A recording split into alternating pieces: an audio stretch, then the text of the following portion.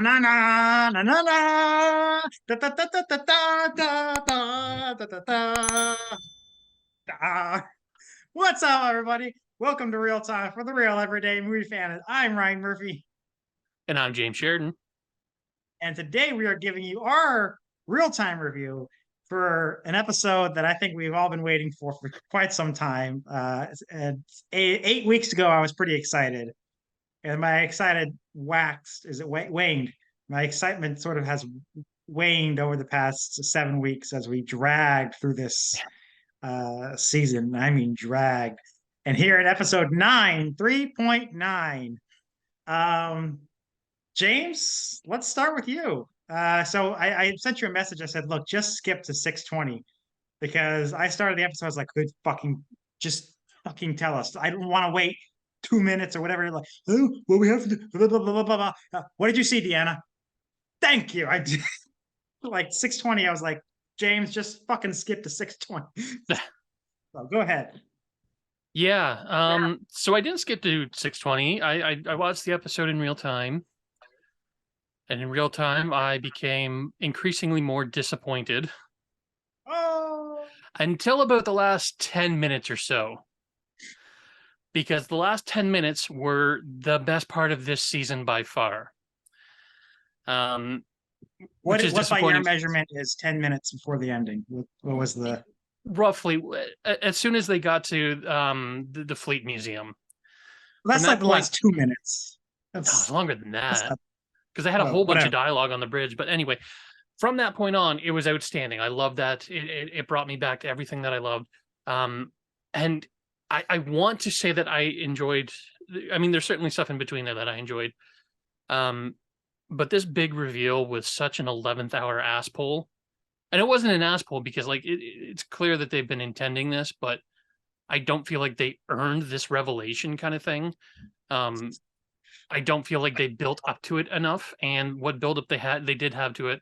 Like one of my complaints is that I don't feel like it was foreshadowed enough, which isn't true because they did the entire like Jack's visions thing and Jack's sort of like connecting to other people.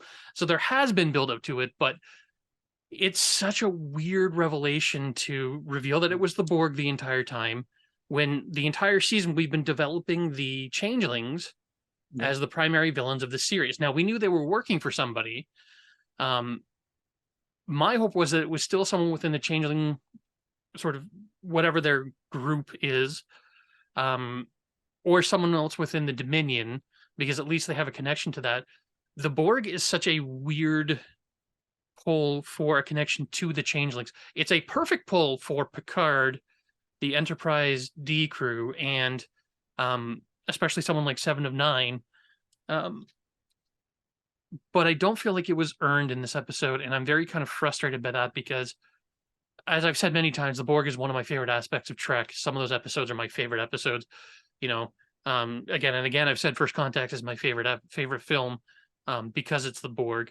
But like, I don't understand the narrative sort of inclusion of. No, this narrative is all over the place. It's just, but that like the entire season's been all over the place. But for 4 episodes, and then and then being broken, being killed in episode 8, and then like it's all over the fucking place. I'm right with you there. It is, and I don't like. I want to love this because I love the Borg, and it like if they built the entire season on that, especially because the last 2 seasons had so much Borg. The first one was entirely about sort of Hugh and the sort of remnants of the Borg that, were kind of being reintroduced to, their native species and whatnot, and being de-Borgified. The second one, of course, Jurati and that whole weird sort of whatever that storyline was. I wish that hadn't happened. I mean, I'd be fine with it if they actually did something with it, but they left it on this cliffhanger of, now I'm the Borg Queen and we're going to do better. Bye. And then we never see her again, and she's just gone. So maybe she'll come back in another series. I don't know. The Borg in this one, while there was set up for it, it still felt to me like it was going to be changeling or somebody organic, because all the visuals for it were organic, not technological. And then when we do get the Borg, it's like we never see the Borg. We see maybe a few in the background in like the foggy distance kind of thing, or like maybe a head or two. None of them are active. The only one that we actually see is the back of the Queen's head. Yeah, that was Nothing weird. else. And then all of a sudden we find out that they've been, planning this for a long time, and they were using the changelings to develop this whole plot to take over Starfleet for Reason. reasons. Um, and like, when have the Borg ever teamed up with anybody? Like when have they hired guns to go and infiltrate an organization for them? They don't. They go in full force, overwhelm the enemy, and assimilate. So this is such a weird behavior for the Borg, and I don't understand what the plot is doing here other than just, hey, look, it's Borg. Be excited. Like, it's such. I don't like when people complain about fan service, because a lot of the time I enjoy fan service, but like this is one of those instances where fan service I feel like isn't earned and isn't done well. Like they're introducing this character because it's so connected to stuff, but they aren't connecting it to anything. And then they completely retcon the whole Picard having the I think it's called the Aromatic Irmatic syndrome. Yeah. And we find out that it's the Borg basically slowly killing him over decades, and then he dies from it. Why? What was the plan there? I don't understand. Like, at least with aromatic syndrome, it's a disease. It's non-discriminatory. Like, it's doing its job to kill you, basically. But I don't understand what the Borg were trying to do with him with that, or what that kind of leads to, other than, now we've got his body being used to pull organic Borg components from him or something. Like, I don't even know. I don't understand. Like, it's such a bizarre use of the species, and this bizarre use of and again, coming so late in the series. Yeah. This is the second to last episode. Yes, we get the reveal very early on, but it's like, I don't understand the point. I will say, though, one of the things I really did enjoy connecting to old Borg stuff was Shelby from Best of Both Worlds, who became commander when Picard was. Oh, that was her. She was the admiral on the Enterprise That's F. amazing, and they just shot her in the face, like. And that was what the line Picard said, something along the lines of like, I can't believe she would be going along with this Borg type or something to that effect of connecting all of the ships, when she of all people should know better. She was at Wolf 359. She was at these major events, and it's like, having these connected ships is a bad idea. I just all of that was just so. I was so frustrated throughout, and there's all kinds of great little bits within the episode, all kinds of great little lines. Deanna, for the second episode in a row, has my favorite line in the show, where they've all got the guns on the door and it opens. She goes, "I've never been so excited to see so many wrinkles." And it's great little line. I love that Seven now has command. And you love that Shaw's dead.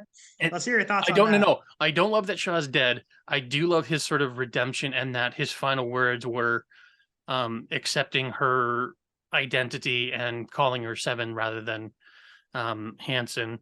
And we can gush about the bridge of the Enterprise.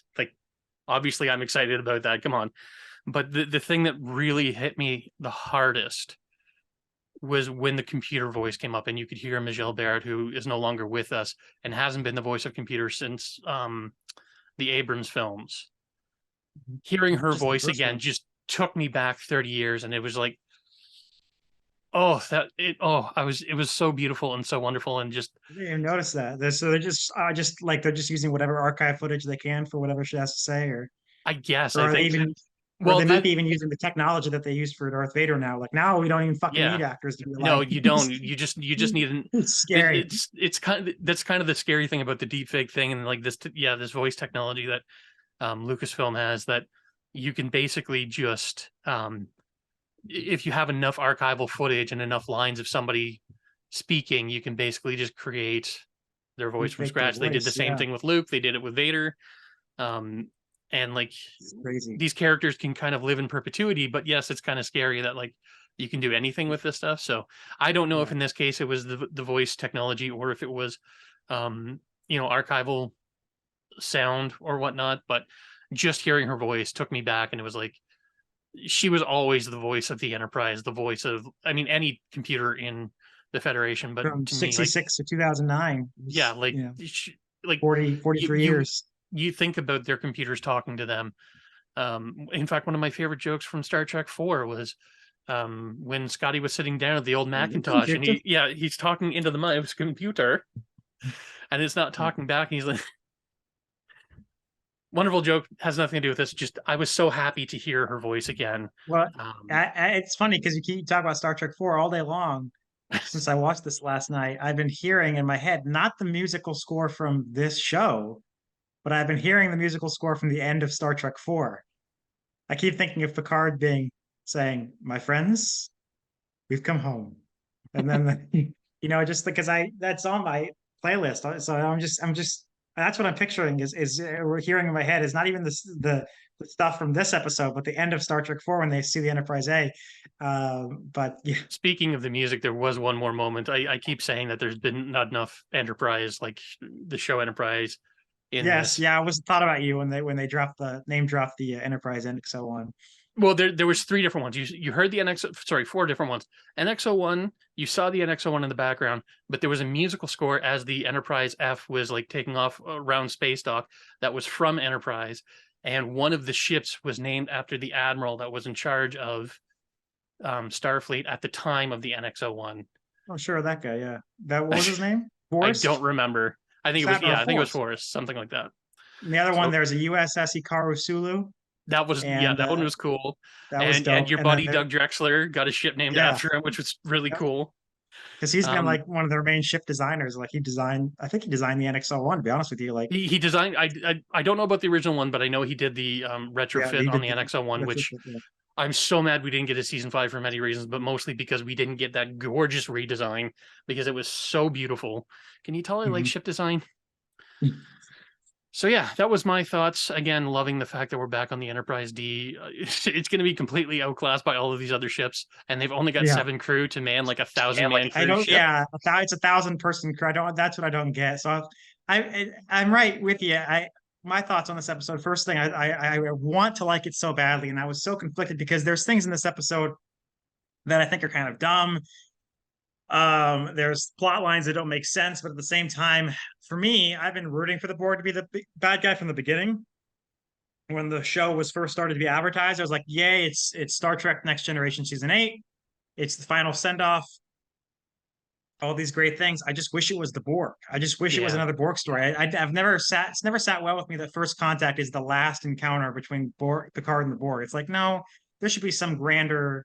Not that there's anything wrong with First Contact, but there should be some other send off. There should be a sequel. There should be a fucking sequel to Star Trek First Contact. and And Changelings being a DS9 villain, yeah, being exactly, the villains of exactly. this seemed kind of weird. To, It, like, I it like was that they were so I was including it, but yeah, I was always rooting for the Borg, and I can imagine if I were to say to someone who was involved in the series, "Yeah, it's cool and all. I just wish it was the Borg." I can imagine like a smile creeping across their face or something. Um, it's been a very well kept. Well, it hasn't been a well kept secret because I maintain that with everything they've talked about Jack, they're after Jack and blah blah blah. Like I think Stevie Wonder could have seen this coming. I certainly did. No, I freaked out I was like waiting for like I was fine this whole week. And then like the last 24 hours before this episode dropped, I was just in tears. I was just like, I just want fucking and like I couldn't wait 6:20. I waited 6 minutes and 20 seconds. And when that Borg cube finally, because I was telling myself it might not be Ryan, it might not be, even though Stevie Wonder could see it coming, it might not be. And when the Borg cube finally showed, I just paused my computer and just set my computer down and just did some other stuff. And like that's everything else can wait. Got what I needed. Thank you. At least it's been answered one way or the other. I I want there to be a good Borg story. And as you guys know on this channel, I'm all about structure. And yeah, the structure of this fucking season is just bizarre. Introducing a villain and then killing her off in season 8, chasing around a nebula for 4 fucking episodes. All that is just bizarre. I kind of don't care though. I think his intention, Terry Matalas's intention with this season was to tell a Borg story. Now, should he have waited for the last 2 episodes to tell that story? No, but we're there. We're there now. Let's make the best of it.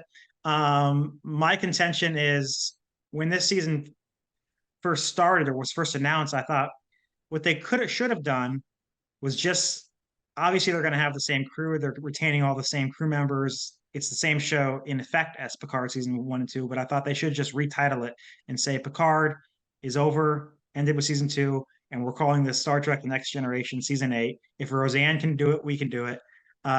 You know, and I thought that's what they should have done. Now, in retrospect, having seen most of the season, I think what they actually should have done was made a film, made a streaming film.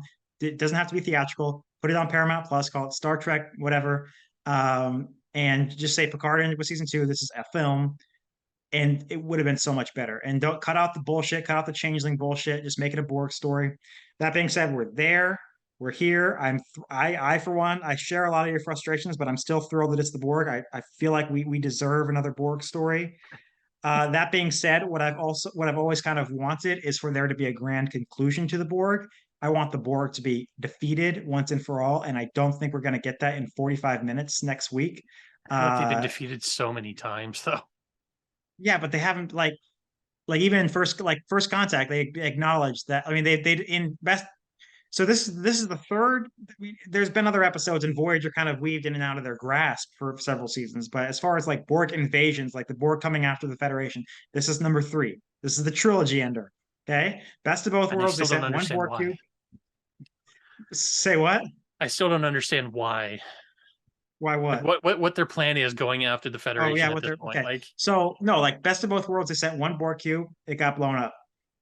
First Contact, they sent one Borg cube again. It got blown up within the first 10 minutes of the film. Uh, in fact, we can talk about that when we review Star Trek First Contact, but I've always had a little bit of an issue with that. Like, the Borg, they are the most devastating enemy we ever. All right. I mean, to be fair, the Enterprise E was designed to fight the Borg. That was the like part of the purpose of that ship was to be a warship. We'll get to that. We'll get to that. But so this is the trilogy, and to be fair to the Borg, they're not just sending one Borg cube again. Now they have a different game plan finally this time. But they've all the past 2 times we've just destroyed one Borg cube each time. And at the end of in First Contact, they acknowledge that the Queen was on the Borg cube in the best of both worlds. So they acknowledge before the end of First Contact that she does not exist in one body. Killing one body is not going to kill her. So when she dies at the end of First Contact, we have no illusions that that's the last we'll see of her, and it wasn't. We got her back on Voyager, and so they haven't been defeated ever, and that's what I would have loved to have seen. But like, there's no if this series has dragged its feet so much. It's all I've been bitching about for the past 8 weeks. They're gonna have to ramp it the fuck up for the last 45 minutes, and I don't think we're gonna get one way or the other the end all be all defeat of the Borg. It's just not in the cards. So that being said, maybe it's not such a great thing we have the Borg back. I don't know. I was just excited. I went with it. And then at the end, just to sort of do my broad thoughts, these are just my broad thoughts. When they get to the Enterprise D in the end, I was like, oh, that's cool. That's good fan service. Okay. I mean, it doesn't really make a difference. It's like, whatever ship they're on, it's whatever. It's cool. And then I went to sleep, woke up this morning, went to work, and I was like, I really want to talk to someone about this. And James is still probably fucking asleep and he hasn't seen it yet. And he's an hour ahead of me and he doesn't watch till noon. I woke up at 4 to watch it. Okay. So I did see it early. So you were starting it as I was finishing it. Yeah, I just like, I want to talk to someone about this. And no one at my fucking work watches Star Trek, knows anything about Star Trek. I want to talk. And I kept replaying the last scene in my head over and over again. I just had this burning itch to talk to fucking someone about this. And by the time the workday was over and I started heading home, I was like, I'm fucking jazzed. Tell about this. It didn't hit me in the moment, but I'm like, this is fucking amazing. The da na na na na na. It's, I mean, yeah, it's the fucking. It's fan service colon the series. It is. They brought Data back. Oh, we lost James's image there for a second. Still here. I don't know why my camera that's died. weird. Oh, there you go. They brought Data back, they brought the Borg back, and now they're bringing the Enterprise D back, and it feels like we are watching this. It actually feels like we are watching an episode of The Next Generation, and it's 2023, my friend. And next week we will be getting another episode, the last episode of The Next Generation. but it's still an episode of the Next Generation in 2023, which is all the more reason I feel like they should have done this 5 episodes ago and just had the last 5 episodes be this fight, Yeah. because then we would have had 5 episodes of the Next Generation. The structure is bonkers, but those are my broad thoughts. I'm hyped as fuck now that the Enterprise D is back, and it's like, yeah, it's fan service, it's shameless fan service, but yeah, I love it. Yeah. And I know that you're gonna love the line about the Enterprise E, finally referencing the fate of the Enterprise E. That was not my fault. Not only that, but acknowledging that Worf was the captain after Picard was promoted to Admiral, which I don't know if that was ever canonized, which they didn't explicitly state that's what happened. They just say Yeah. Worf just says it wasn't my fault, Mm-hmm. which to me implies he was in command, which, is there to me that's like giving a wink and a nod to the fact that he was at one point in one version of canon. I don't know what's canon in this series anymore. He was Well, captain of the Enterprise E, and there's a huge history with Worf about, because when he went to Deep Space Nine, I know you haven't seen much of Deep Space Nine, or certainly not as much as me. I mean, having seen every episode, but obviously he changed departments, because he wears a yellow uniform in Next Generation, mhm. which is, I don't know, but he's tactical. And then when when he goes over to DC9, he changes to a red uniform, which is command. So he gets more of a command role, and he starts becoming groomed to be more of a commanding officer, and he gets promoted. And he actually eventually becomes first officer of the Defiant, not of Deep Space Nine, because Deep Space Nine is technically a Bajoran space station. But when they go on to the Defiant, he's the first officer, and of course he's actually in command of the Defiant in the events of First Contact. Well, not only And that, there's an but episode the big opening scene with the Enterprise crew in Generations was Worf receiving his being lieutenant promoted. commander Yeah, status. So yeah. But then in Deep Space Nine, there's an episode where he gets in a bit of trouble, and Cisco says, in spite of everything that's happened, you're going to be a hell of a captain someday. And then there's I think the same episode where, or maybe a different one, where Worf says things are a bit different in this red uniform. And Cisco says, wait till you get what 4 pips on that collar. You'll wish you'd gone into botany. So they've been kind of alluding to for a long time to the fact that he would be a commander. But that said, at the end of Deep Space Nine, he's an ambassador. He basically leaves Starfleet. So I don't know where this is at. Yeah, it's kind of crazy directions. not only that, but he started in a red uniform when he was the security chief underneath of Tasha Yar as the tactical officer.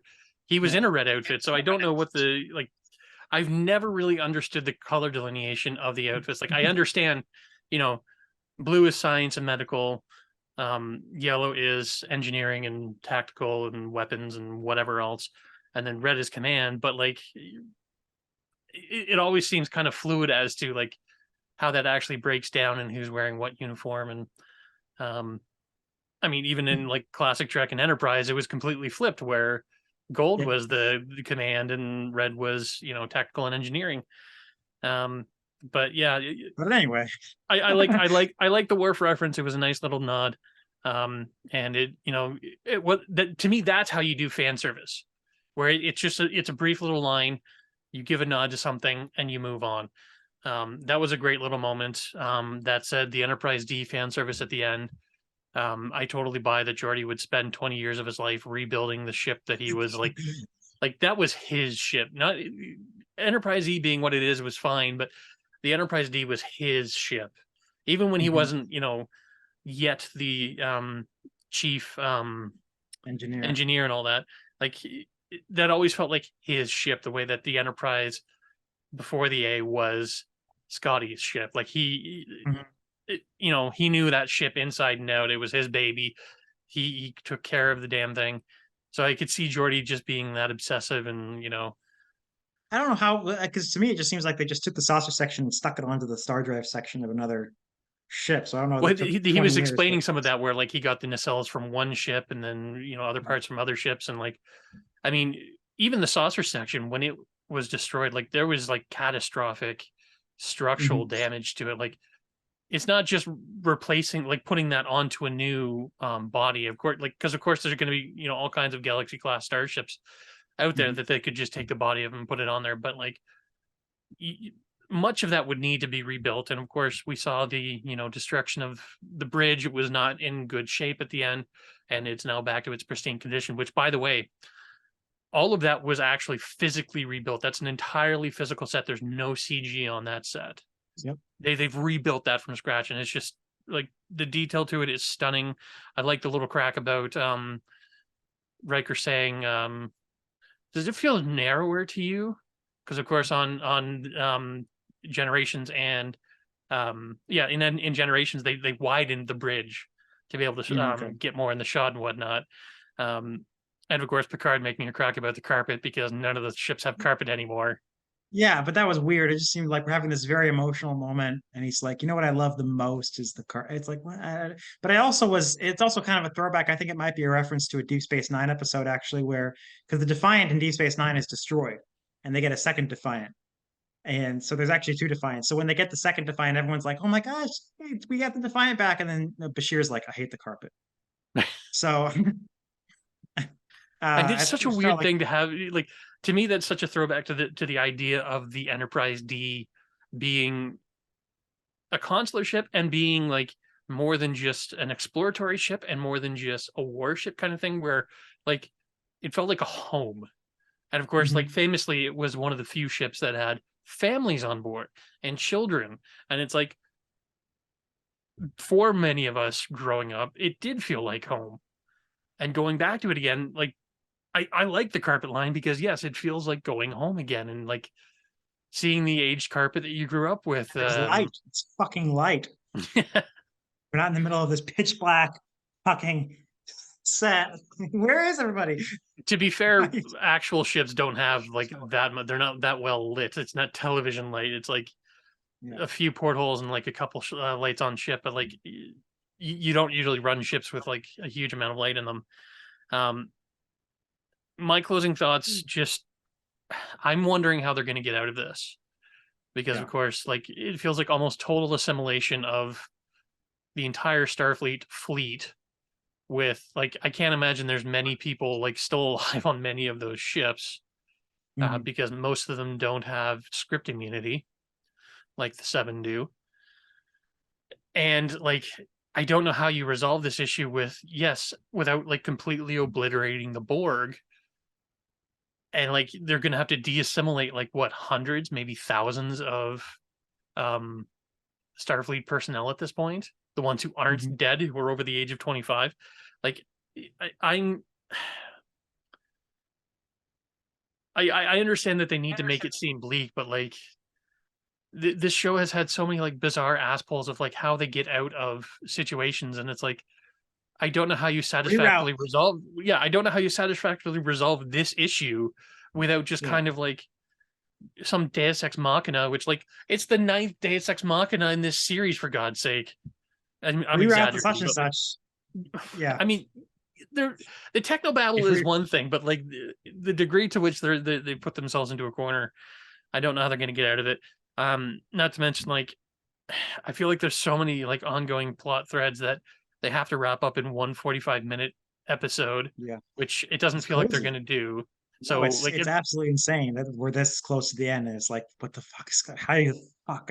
You've been dragging your feet this long, and you're going to wrap this shit up in 45 minutes. And that's my concern, is that they're not going to wrap them up. Some of them they're going to leave dangling. Some of them, like, they may put off to another show or something, because I've heard a lot of people talking about, oh, Seven should get her own show now, and it's like, I mean, okay, fine, but like, this was supposed to be the end, and it doesn't feel like it's the end, other than like the Borg completely taking over, and that's not a satisfactory end to these characters. Like the reunion of these characters we love so much, and seeing them come together. If this, like, you're just gonna murk them all and make them all Borg or something at the end, like, or maybe they just take the Enterprise D and they just head out to deep space, and they're like, "Fuck it all, the world has ended. It's post-apocalyptic. Let's go.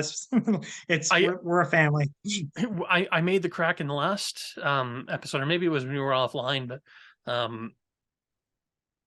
taking a relic from the museum to go fight these modern ships. How the hell are you going to do that with the Enterprise D? I love the fact they're on the Enterprise D, but it's completely outclassed by about with the 30 years. Crew of 7, 1,000 crew ship. Yeah, like they're on a skeleton, like not even a skeleton crew. Like this is like bare bones crew. Like this is like luckily the Enterprise D is always established that you can There's basically no one run the down in ship engineering. from, It's well, you can basically run the ship from the bridge. Like you Mhm. can run just about everything from the bridge. You don't need to be in engineering except to solve like actual physical problems and whatnot, which, Data and Geordi can probably figure out most of it by themselves. It'll probably be a plot point at some point where they have to go, techno babble their way out of a problem. But figure um out the such and such. yeah, basically. The nacelles. And I'm wondering how many people picked up on the fact that this is the plot of Battlestar Galactica at this point, where Yeah. it's they have to pull the old ship out of the museum because it's the only one that's an analog ship and not connected to the rest of the crew, because their technological enemy has the ability to take over all of their current modern ships because all of them are connected through intergalactic Wi-Fi, basically. And like, Well, it's funny. You say closing thoughts. I'm like, closing thoughts? Where the fuck are you going? Let me talk to you about. No, like the big thing that bothered me this episode, first of all, as far back as when I first started to think that the Borg were going to be involved, that Jack was somehow that they were after Jack because of him being the offspring of a Borg. I thought, what is he really going to have? Or if they're after when I found out that they were after whatever was in Picard's brain and Jack's, I thought, what could they possibly have that the Borg would not have just been able to make more of? yeah, Why is yeah? And I'm like, I don't know if that's ever going to make sense to me. And so when this episode finally came, I was like, yeah, it's not. I'm still thinking the same thing. What about this was so specific to what they made in 35 years ago in Picard in Locutus that they could never redo it again in all these years? that was my thought I mean, too, was like you couldn't have a Borg fuck at some point. Like you had to yeah, have Picard to do this. yeah. It's just really weird. I don't think there's ever going to be a satisfying. It's um they never did reference your episode one complaint about Riker solving the puzzle, being like, Yeah, oh, you no. need Riker. But Completely the other skipped over thing that. is, I completely forgot about that until you just brought that up. That's how um, many problems there have been in this season. Come on. but the other thing is, I have this new term I invented this year. It's called blackout moment. A blackout moment, as defined by Ryan T. Murphy, is a moment. It's just so incredibly stupid, so incredibly unbelievable, so incredibly just like mind-bendingly awful that I just can't put it into words. And there's been a few blackout moments in my life. Obviously the fridge being nuked in Indiana Jones 4, certain stuff like that. Any I moment just in the thought of one too. Transformers. Say what? I just thought of one too. What's one of yours? Oh, you've mentioned it like every Oh, goddamn episode we've been on. okay. So that's a blackout moment. I thought there were like you aren't gonna hate me for saying this, but I thought there were like 7 blackout moments in Black Panther Wakanda Forever. I thought, my God, what are they doing? But there was my first blackout moment of 2023. The whole series has been about keeping Jack away from who's ever hunting him. He Yeah, finds out who's hunting him and he goes, I'm gonna go to them. Why? yeah, Because I'm going to trade myself for answers. I find it. No, this is just the scriptwriter Terry Matalas wants Jack to be taken by the Borg and get done what we know has been needed to be done. What the bad guys have wanted to do this whole time, they need to actually do now. And we don't have any other way to get him there than him to just say, fuck it, I'm going. There's no motivation that could ever take a person there. And the only thing I can think of to like in my personal head canon is that it's just the call. He just once he finds out where he's from, it's pulling him, right? It's irresistible. It's like mating yeah. season, like so but that's not what they said in the show. That he just said, I'm gonna trade myself for answers or find out. Like, no, there's no fucking stop trying to like rationalize this, Terry. It's not working. Stop trying to make it happen. It's not gonna happen. Like I mean, so it would have made that's a more black sense that's my if first. it probably would have made more sense if like 2 of the crew members who were assimilated at that point just turned on him, took him in a Yeah, shuttlecraft, and took off. And that yeah. was, how they got him Two of there. the And changelings then just take a changeling just finally grabbed him. Oh fuck. sure, something like that. Well, I think the Borg would have been more important because he's demonstrated that he can't be affected by the changeling, but the Borg, like whatever's Mm. happening to him is Borg related. So maybe the Borg have some way of kind of circumventing that to not affect them, kind of thing. And because they are now the big bads, like establishing that they would have the ability to take him, to me would be a little more effective in terms of making them a threat. Yeah. And So it's you it's can it's still like have it's you can still have that moment where he is basically giving himself over to the Queen willingly kind of thing because he's there and he wants answers. And it's kind of like, damn it, I'm already in the fire. Why not commit full Yeah. to this? But yeah, I just none of this works for me, and it's just so Yeah. frustrating. I Well, I will want to say love the for me, series.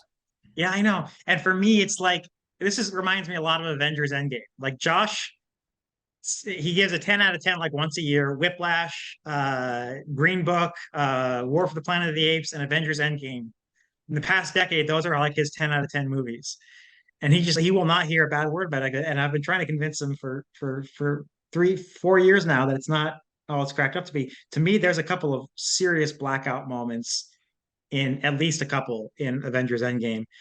And that being said, you cannot deny the power of moments like the portal sequence or just before Captain wielding Thor's hammer. So I think of Avengers Endgame and I think it's the ultimate mixed bag. And when I come across things that I don't like about it, I just think I want to like it. I don't want these here because I want to love this so much. And so for me, I kind of see where you're coming from because there's a lot about this episode that's just really kind of fucking stupid, like that Jack moment, but or just the fact that the structure of this series has been all over the place. Why are they just introducing the Borg now? All of that, but at the same time, fuck if I'm not like I'm gonna as soon as we log off here, I'm gonna boot up that last scene again. By the way, the spoilers were on YouTube at 8 a.m. I would log on to YouTube and right on my front was Enterprise D returns. I'm like, fuck, man. There's a reason I got up at 4 to watch it because I'm like, someone's gonna spoil it before I even get awake. Because that always happens to me, no matter what show I'm watching. That's why I was so adamant that I had to watch Last Last of of Us Us. as it happened, even though I knew the story because I played the game. It's like if they throw in a twist that I'm not expecting and it's on the internet, like you're gonna get like 100 articles all over Facebook at like 8 o'clock in the morning. It's like I don't want that to happen. I have to see this before it happens. And Yeah. then the sad thing is I'm gonna have to do that next week as well. Yeah. So my last thought is just the last is the Borg Queen. Now we know sadly that the actress who played the Borg Queen last season passed away just literally about 2 months ago. And this season was shot well over a year ago. This was shot back to back with season two. So I'm not sure why they didn't just bring her back. And even if they didn't bring her back, I'm not sure why we didn't just see the Borg Queen. Now it does say in the end credits, which I really loved, and Alice Krige as the Borg Queen. Alice Krige being from you thought she was dead a few weeks ago. Alice Krige returns. She played the Borg Queen. So there's been three actresses who have played the Borg Queen. Alice Krige in First Contact, and then Susanna Thompson, better known to many as Moira Queen from Arrow on Voyager, and then Susanna Krieg also came Thompson. back for the finale of Voyager. Yeah, that's what I was going to say. Susanna Thompson played her on Voyager, but then Susanna Thompson left or something at the end of Voyager. Alice Krige came back and replaced her. Then Annie Wershing, and now Alice Krige is back. And I don't know, maybe Annie Wershing got sick between seasons in the very brief interim between seasons. I don't know. Even if it's not her, I don't know why they want to just get Alice Krige to show up. I don't that the whole showing the back of her head thing was I'm sure behind the scenes things will come out once next week is over Yeah. and we'll learn more about it. But that's puzzling me. But yeah. And again, like I'm perplexed by the fact that like, okay, this is the big reveal of the big villains, but we don't see any of the villains. And the Yeah. only like the leader villain is from the back of her head. And it's like you pointing out that like the actress died, you know, after the season. Maybe this is like they had plans for her to be in the entire series, like throughout this season kind of thing. And the Borg were supposed to be a bigger this entirely speculation on my point based on that is I'm wondering if they were supposed to be a bigger role within this, but because she was sick, they didn't want to like completely recast again. And maybe she couldn't do like final lines or whatnot. So like they cut that down and then brought in the changelings because they're, you know, Mm. I'm not gonna say similar to the Borg, but they have a like they're not quite the same as like the other humanoid aliens kind of thing. Like there's something like radically different from them, and they have a very big vendetta. So they kind of like fill in as a Borg analog kind of thing. And they're like Mm. this season they've proven to be like technologically superior to um the Federation and whatnot. So I'm wondering if that was like just a last minute sort of like change. Again, I don't know, but it's so weird how this is played out, and it's so just disappointing because again, the Borg as a villain deserve better. And Yeah. if this is going to be their last Roth, this is the end of like all involving the Next Generation crew and their vendetta against the Borg. Like, we're gonna get down to the final episode of their appearance to have this standoff, and it's like, ugh. I'm willing to give it Couldn't the agree with benefit you of the more. doubt and give it a chance to watch it. Because again, there's always fun surprises. Seeing the Enterprise D, I did not expect No, whatsoever. we were never calling that. Like you were talking, like maybe they're gonna get the Enterprise F. You would like maybe they're gonna get the Enterprise A. Like remember, Yeah, like no one here was thinking like for Enterprise a D. moment in the past 8 weeks there was gonna be the Enterprise D. That No, was. that was a fun surprise and a welcome He surprise, kept and it was saying, nice to go home. I But want to see the crew of the Enterprise on the on the Enterprise. Enterprise, and That's I'm what you getting kept that. saying, but you were never thinking the D. No, Like that's so that's it's a pleasant yeah, surprise. We finally saw it. We finally saw the crew of the Enterprise on the on the Enterprise, Enterprise and they're on gonna the face off in Enterprise the final D. episode on the Enterprise. Not just the On, Enterprise. Like, I thought it was going to be the F because it was the only Enterprise we had left. Maybe the A because it's a nice, fun throwback, and there's been so much, yeah. original cast sort of like illusions and whatnot throughout the season. But them going back to the ship that they were on from the beginning, it just means so much more. And it's like, again, not expecting it and so happy that it's happening. And I know it's fan service. And in this instance, I don't care that it's fan service. I want it. Give it to me. Give it all to me. I want it so bad. I'm so happy it's happening. So But mixed feelings, I right? don't have faith that they're gonna not fuck it up. And it's like, you've had every opportunity to prove me wrong at this point, and just every turn you've just boned this series from beginning to It end. And is. it's like, I want to like this. I'm I giving know it you. every benefit of the This is doubt. I am the like, arc. These past nine reviews that we've done. I've seen you sort of continue to lose spirit. I but want. it's not just losing spirit. Like, I don't want to say that I'm the optimistic one when it comes to like our reviews and whatnot. I tend to rate things a little bit higher, sometimes to like balance out Ryan's lower scores a little bit, but sometimes because I have a little more enthusiasm for what's happening. Most things I go into either with no expectations or wanting to enjoy it at least, kind of thing.